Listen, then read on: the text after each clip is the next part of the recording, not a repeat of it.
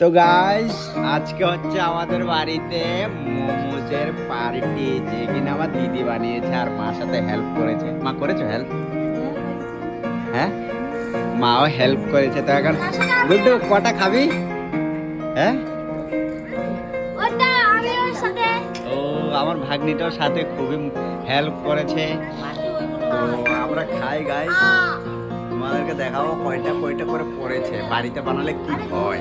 তো গাইস বাড়িতে মোমোজ বানালে যা হয়, আমাদের ভাগ্যে চারটে করে পড়েছে। দেখো আমার চারটে, শিবমের চারটে, শিবম নিয়ে চলে গেছে।